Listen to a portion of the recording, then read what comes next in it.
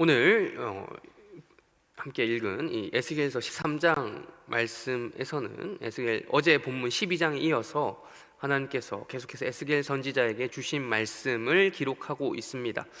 오늘 13장 말씀을 좀 이해를 하려면 어제 12장 이제 중반부 이후로의 말씀을 좀 기억해야 되는데요.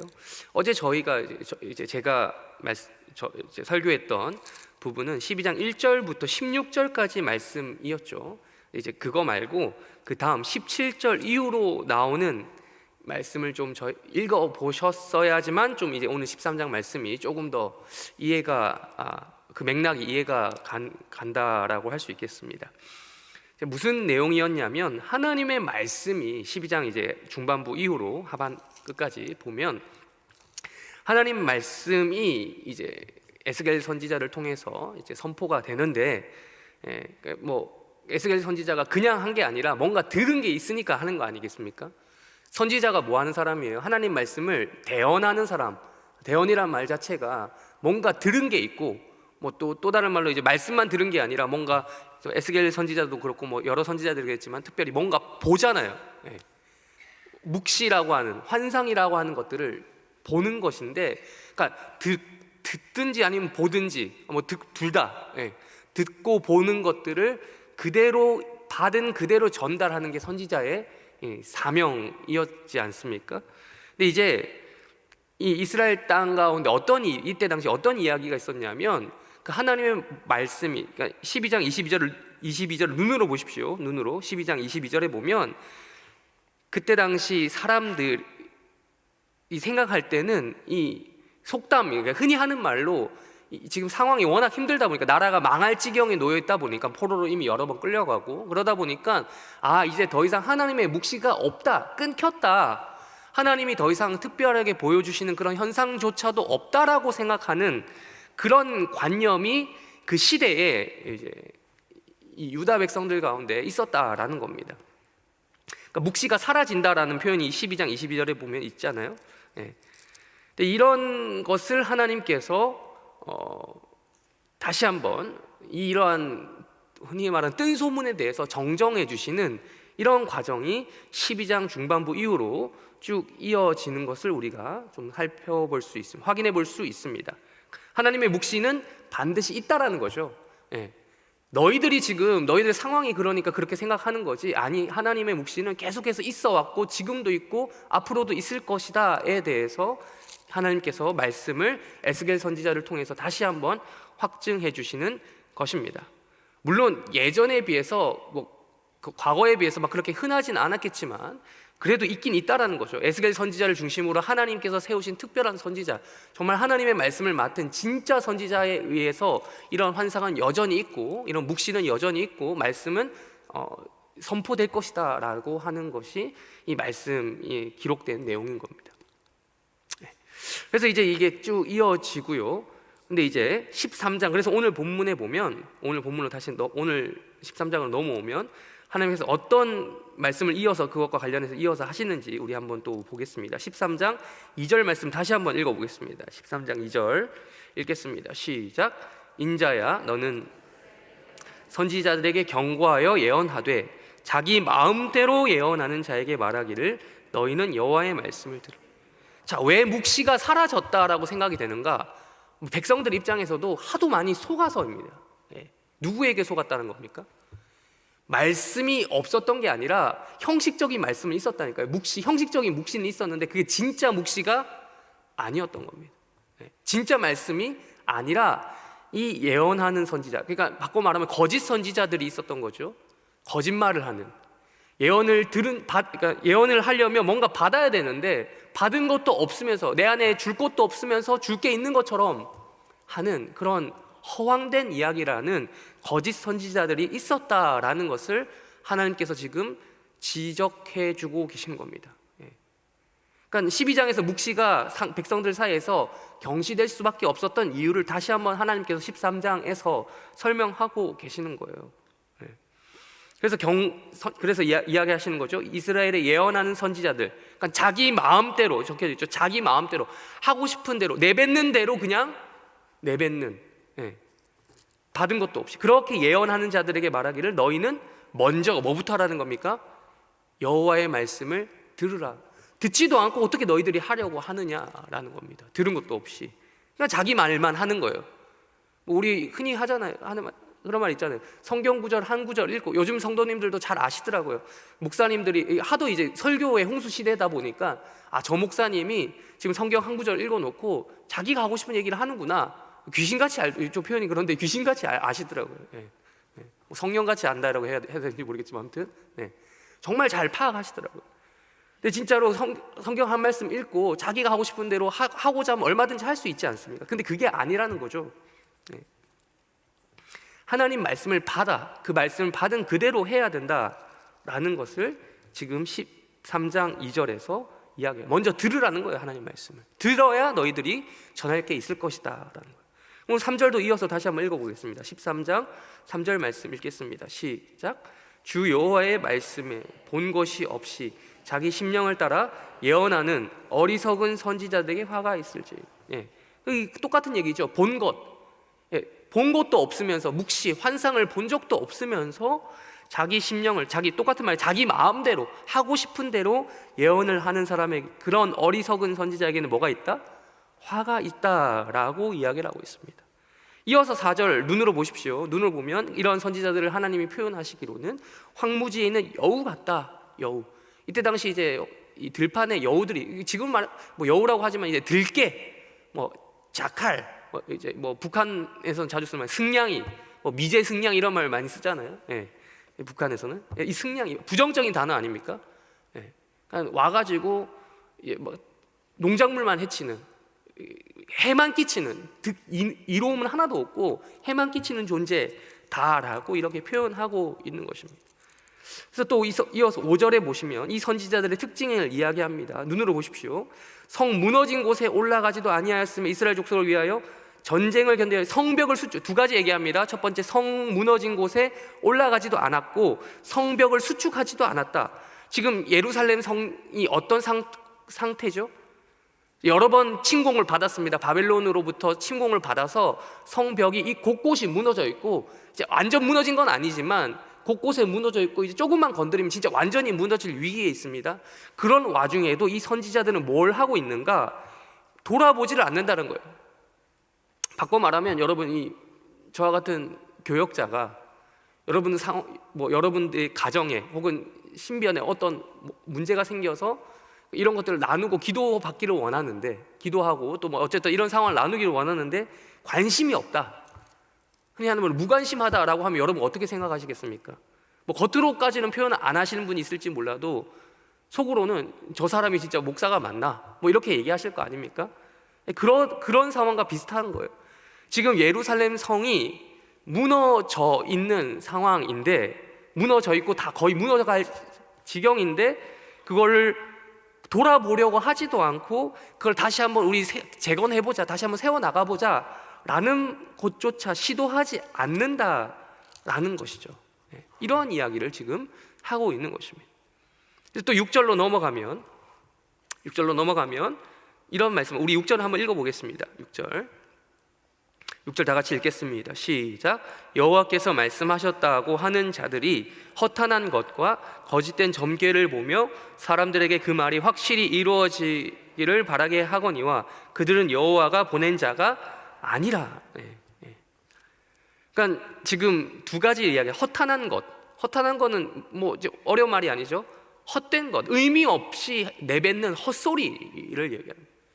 말을 하기는 하는데 뭔가 이제 내놓을 게 있어야 되니까, 그래도 이제 뭔가 말을 하긴 하는데 크게 의미가 없는 이런 이야기를 내놓고, 심지어 나아가 거짓된 점괘, 대충 찍어 맞추는 거예요. 상황을 제대로 알지도 않으면서 대충 찍어서 맞춰서 뭔가 그래도 흔히 하는 말로 이제 가오는 있어야 되니, 가오는 잡아야 되니, 죄송합니다. 자꾸 제가 이거 속된 말을 표현하는데 생각나는 게 그런 거밖에 없어가지고 죄송합니다. 흔히 하는 그런 것들은 해야 되니까 대충 찍어 맞춘다라는 거죠. 점괘, 점을 치는 행위. 꼭 점을 무당히 하듯이 그렇게 해야지만 점괘를 보는 게 아니라 대충 때려 맞추는 거, 이런 것 또한 그런 것이다라는 것입니다. 그러면서 사람들에게 그 말이 확실히 이루어지기를 바라게 한다. 그렇게 대충 때려 맞췄으면서 속으로 생각하기로는 한번 맞았으면 좋겠다, 그게 맞아들어서 갔으면 좋겠다라고 하는 그 심정을 가지고 있다, 마음을 가지고 있다. 그들은 여호와가 보낸 자가 아니다라는 거예요. 그래서 쭉 이어서 그래서 하나님께서 말씀하십니다. 8절에 보면 그러한 자들을 하나님께서 치시겠다 이런 말씀을 하시고요. 네. 쭉쭉 이야기하시면서 우리 10절 우리 한번 또 읽어보겠습니다. 10절 읽겠습니다. 시작. 이렇게 칠 것은 그들이 내 백성을 유혹하여 평강이 없으나 평강이 있다 함이라. 어떤 사람이 담을 쌓을 때 그들이 회치를 하는도다. 네. 지금 그거 아까 이제 제가 잠깐 8절 언급만 하고 넘어갔는데 8절에 보시면 너희를 치리라, 이러한 거짓 선지자들을 하나님이 치시겠다라고 이야기하셨습니다. 그러면서 이렇게 이야기합니다. 네. 하나님께서 이렇게 그들을 칠 것은 왜 치시냐? 왜 때리시냐면 그들이 내 백성을 유혹하여 평강이 없는데도 평강이 있다라고 한다라는 거예요. 여러분, 평강이 없는데 있다라고 얘기하는, 어제 기억하시죠? 근거 없이 소망을 노래하는 것, 소망을 이야기하는 것 맞는 말입니까? 다 그리스도 안에서, 하나님 안에서는 소망이 있을 수 있지만 하나님 없이 살아가는 그들에게 괜찮아, 잘 될 거야, 다 잘 될 거야. 영화에 유명한 대사도 있죠. 저 인도 영화인데 all is well, 모든 게 잘 될 거야. 그냥 자기 세뇌, 이런 근거 없는 희망 회로를 돌리는 것, 모든 것이 다 잘 될 거다라고 이야기하는 것이 맞냐라는 거죠. 그게 지금 오늘 문구로 나온 10절 말씀, 13장 10절에 정확하게 문구로 나오죠. 평강이 없는데도 없으나 평강이 있다라고 이야기하는 거예요. 그게 바로 하나님께서 보실 때는 잘못된 것이다. 평강이 없으면 없다라고, 너희가 왜 없는지, 하나님을 너희가 찾지 않고 떠났기 때문에, 하나님을 떠나서 살았기 때문에, 그러니까 여호와가 여호와인 줄 모르기 때문에 그들이 그러고 있다는 것을 정확하게 전달해 줘야 되는 것이 선지자의 사명인데, 자꾸 괜찮다, 하나님 없는데도 괜찮다 계속 위로한답시고 그런 이야기를 하고 있다. 그러고 그 위로에 대한 대가로 뭔가 받아 먹는 게 있겠죠. 그러고 있다라는 것입니다. 이어서 이제 그 다음에 평강이 있다 함이라, 그 다음에 이제 이야기를 해주고 있는데, 어떤 사람이 담을 쌓을 때 회치를 한다. 지금 이 상황에 대해서 표현한 겁니다. 그 다음에 10절 말미부터 11절 12절까지 쭉 14절까지 쭉 이야기를 하고 있는데, 그럼 회치란 담, 이 이야기는 예수님께서 신약 성경에서 복음서에서 그대로 인용하십니다. 이 회치란 담, 누구를 향해서 회치란 담이다라고 얘기하셨죠? 바리새인들. 회치란 담이 뭡니까? 그러니까 담이 어떤 벽이죠. 성벽, 벽이도 아까 앞에서 성벽 이야기를 했으니까 무너져가는 성벽이 지금 무너질 지경인데, 무너지면 어떻게 해야 됩니까? 다시 쌓아야죠. 다시 무너뜨리든 뭐든 해도 보수를 제대로 해야 되죠. 근데 보수 공사도 안 하고 그냥 칠만 하는 거예요. 칠만, 겉포장만 번지르르 하게. 그러니까 일종의 부실 공사예요. 부실 공사.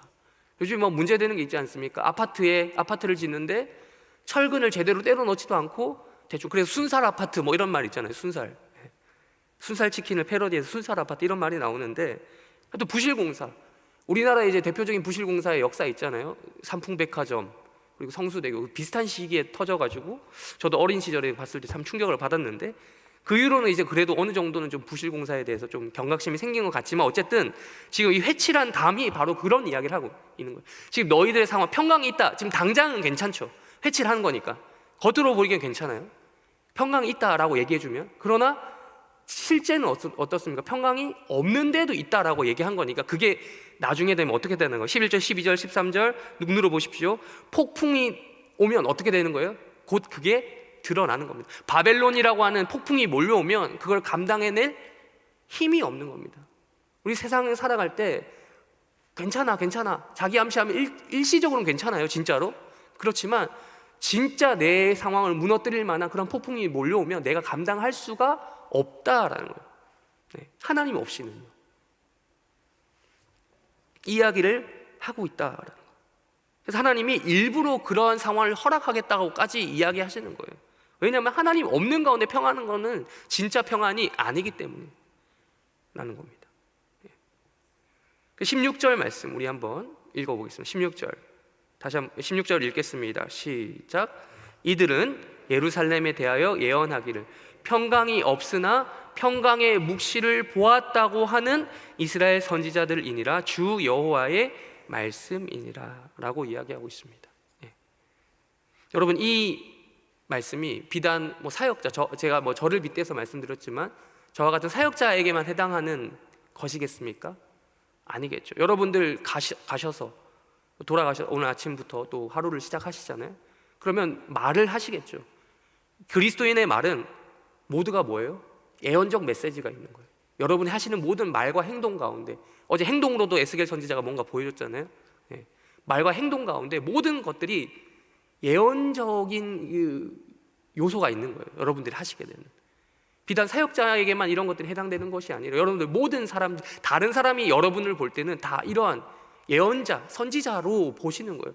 믿는 사람이든 안 믿는 사람이든 간에. 그렇다면 여러분, 우리는 어떠한 말씀을 전해 주어야 합니까? 모든 것이 평안하다, 괜찮다, 하나님 없어도 너 괜찮다. 물론 굳이 앞에 그런 말을 붙이진 않겠지만 하나님 없이 살아가는 그들에게 무엇이라고 얘기해 주겠습니까? 괜찮다라고 이야기하실 것입니까? 하나님이 있어야지. 지금 네가 평안한 건 진짜 평강이 아니고 하나님이 있어야지. 아니, 곧 너의 상황은 폭풍이 아직 오지 않아서 오면, 바벨론이라고 하는 폭풍이 오면 너의 그것은 미천은 곧 드러날 것이니 하나님을 찾으라. 여호와 하나님을 하나님으로 모셔라 라고 하는 그런 예언자적 메시지를 여러분의 오늘의 시작될 생활 속에서, 삶 속에서 드러내시고 선포해야 되지 않으시겠습니까? 그런 삶을 살아가시는 오늘 복된 하루 되시길 주님의 이름으로 축원합니다. 우리 한 본문만 더 찾아보겠습니다. 시편 52편 말씀. 시편 52편, 오늘 또 다른 날주 본문 시편 52편 1절부터 4절까지 먼저 읽어보겠습니다.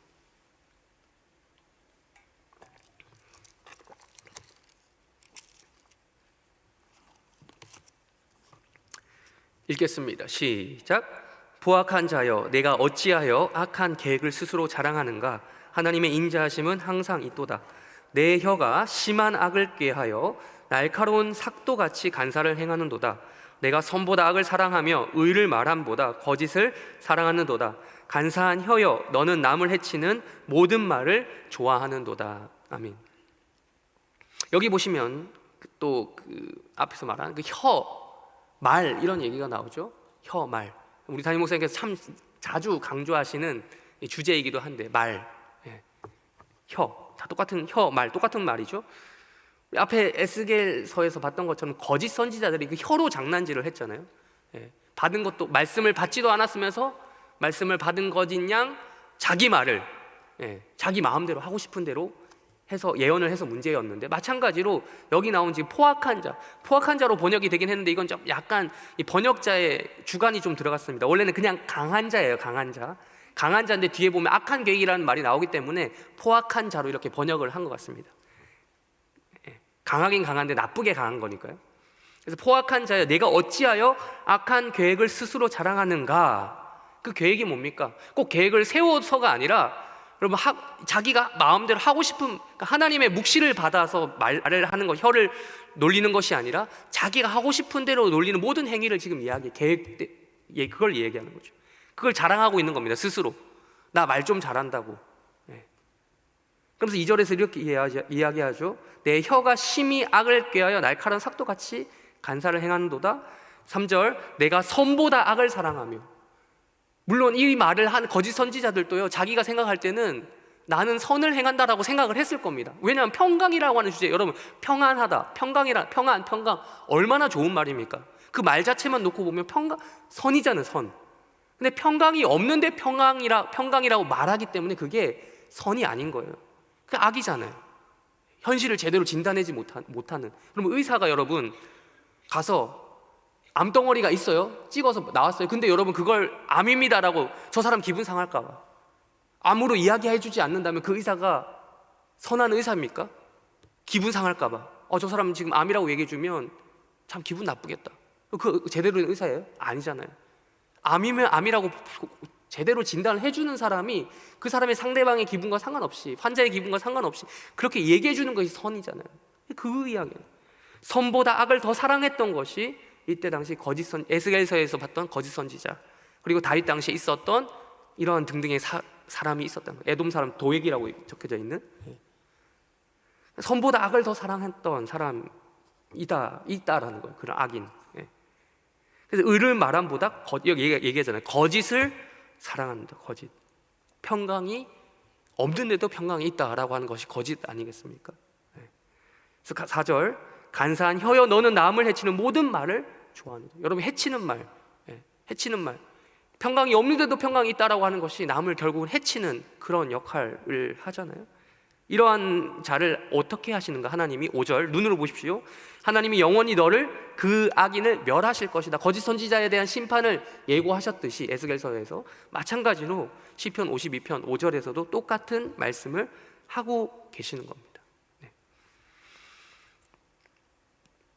우리 마지막으로 8절과 9절 읽고 마치도록 하겠습니다. 8절 9절 읽겠습니다. 시작. 그러나 나는 하나님의 집에 있는 푸른 감람나무 같으며 하나님의 인자하심을 영원히 의지하리로다. 주께서 이를 행하셨으므로 내가 영원히 주께 감사하고 주의 이름이 선하심으로 주의 성도 앞에서 내가 주의 이름을 사모하리라. 아멘. 이러한 하루가 되시기를 주님의 이름으로 축원합니다. 그러나 나는, 우리는 어떻게 하겠습니까? 나는 오늘 아침 이 하루를 시작하면서 어떻게 시작하시겠습니까? 나는 하나님의 집이 있는 푸른 나무 같아야 된다. 같다라는 거예요. 같다. 여러분, 성전에 보면 저는 이제 예루살렘 그 성지순례를 와보지 못해서 모르지만 찾아보니까 예루살렘 그 성전산 바로 맞은편 산에 그 감람산이 있더라고요. 감람산이 뭡니까? 올리브. 감람나무가 올리브 나무잖아요. 올리브 나무가 상징하는 게 아주 풍요로운 풍성함이잖아요. 물론 이제 감람산과 그 성전산이 좀 떨어져 있긴 하지만 그래도 올리브 나무가 그쪽에 있었겠죠. 이때 당시 하나님의 집 그 성전에 있었겠죠. 그 푸른 감람나무를 보면서 다윗이 상상한 겁니까? 한 겁니다. 상상. 푸른 나무 같다. 나는 그 하나님의 집에 있는 푸른 감람나무 같이 아름다운 풍성한 소출을 올리브 열매를 맺고 그 열매가 기름도 되고 먹거리도 되고 이러한 유익한 존재로서 기능을 한다라는 이야기를 하고 있는, 나는 그런 사람이다라는. 그러면 그렇게 되려면 어떻게 해야 되는가? 첫 번째, 하나님의 인자하심을 영원히 의지한다. 오늘 말로 바꿔 말할 것 같으면 내 혀가 아니라, 내 말이 아니라 누구의 말씀을 전하겠다는 거예요. 누구 말을? 하나님의 말을 의지하는 자 로 살아가겠다. 이러한 삶, 오늘 하루가 되시길 주님의 이름으로 축원합니다. 두 번째, 주님께서 이런 것들을 9절, 이를 행하셨으므로 내가 영원히 주께 감사한다. 그로 인해서 우리의 생활이 오늘 하루가 또 감사하시는 생활 되시길 주님의 이름으로 축원합니다. 마지막 세 번째, 주의 이름이 선하시기 때문에 내가 주의 성도 앞에서, 사람들 앞에서 여러분 오늘 또 살아가시게 될 텐데, 사람들 앞에서 내가 주의 이름을 사모하는 모습을 내비치시길 바랍니다. 내가 보여주기 위식의 그게 아니라 바리새인들처럼 외식하기 위함이 아니라 내가 하나님께 감사하고 하나님의 말씀을 의지하고, 내 말이 아니라 하나님 말씀을 전하기 때문에, 내 말이 아니라 하나님 말을 전하고 내가 또 그것 때문에 감사하기 때문에 보여주기 식이 아니라 보여주고 식이 아니라 그냥 자연스럽게 나오는 그런 보여주는 거. 그런 의도로서 하나님의 이름을 사모하는 성도들 앞에, 사람들 앞에서 사모하시는 그런 하루 되시기를 또 주님의 이름으로 축원합니다. 이렇게 우리 이런 기도 제목 가지고 기도하시다가 또 주기도문으로 예배를 마치고 각자 개인 기도 제목 가지고 기도하시다가 때가 되면 돌아가시길 바랍니다. 기도하겠습니다. 하늘에 계신 우리 아버지여, 이름이 거룩히 여김을 받으시오며 나라의 마옵시며 뜻이 하늘에서 이루어진 것 같이 땅에서도 이루어지이다. 오늘날 우리에게 일용할 양식을 주옵시고 우리가 우리에게 죄 지은 자를 사하여 준 것 같이 우리 죄를 사하여 주옵시고 우리를 시험에 들게 하지 마옵시고 다만 악에서 구하옵소서. 대개 나라와 권세와 영광이 아버지께 영원히 있사옵나이다. 아멘.